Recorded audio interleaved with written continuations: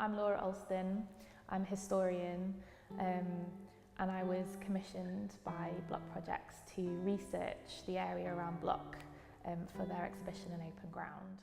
There's quite a lot of documentation in the archives to do with the area, but it's all kind of all over the place. So what I did was I had to do a lot of keyword searches in the catalogue, a lot of sort of rummaging through boxes to see what was there. A lot of the time on the catalogue there just won't be much to tell you what's going to be in a box. So it might be a box on Eyre Street, but you don't know what's in it until you open it. So I think there is a lot of stuff, but it's kind of just finding it, going through all the little nooks and crannies to try and find all the bits and put them together. I think there's a lot of unexpected bits in the archive. I think a couple of the things that stand out are the circus on Duke Street, which was I couldn't believe it when I saw it, and the fact that there's a plan of it, which I've since been told isn't even in the Fairground archive. They didn't know it existed, so that's quite a big unexpected thing.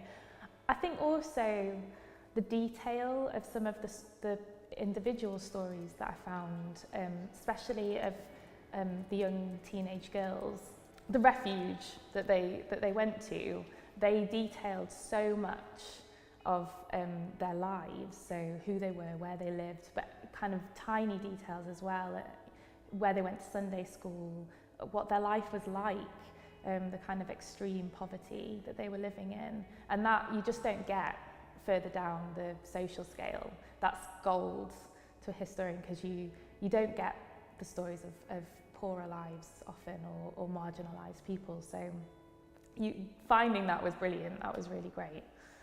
Do you think that looking at the area, if you were to kind of walk around, a lot of this history is lost, or do you think it's quite evident still? I think there are glimpses of it everywhere. I think it's not so much that things have been lost in the area as that they are kind of can be rediscovered.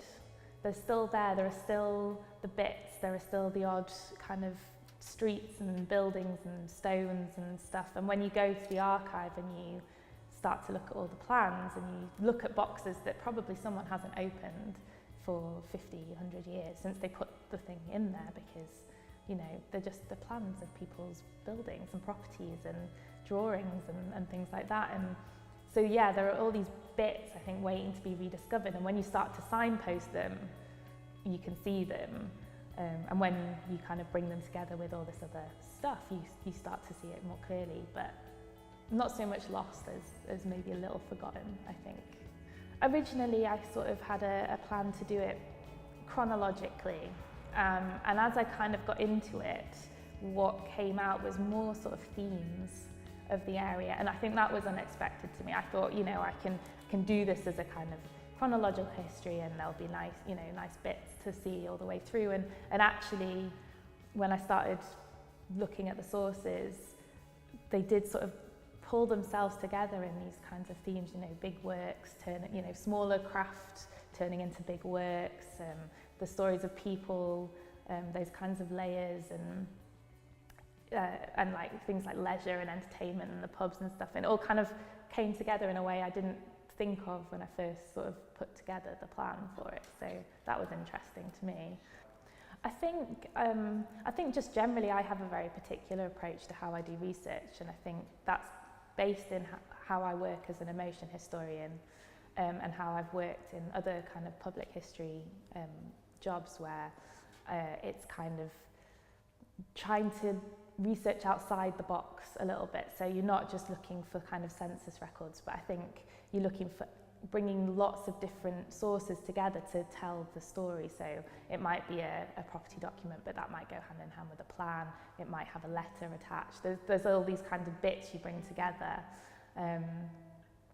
So I think there is a very particular approach to this kind of research, where you do have to draw loads of different sources together to make it a kind of full story. One bit on its own won't tell you enough.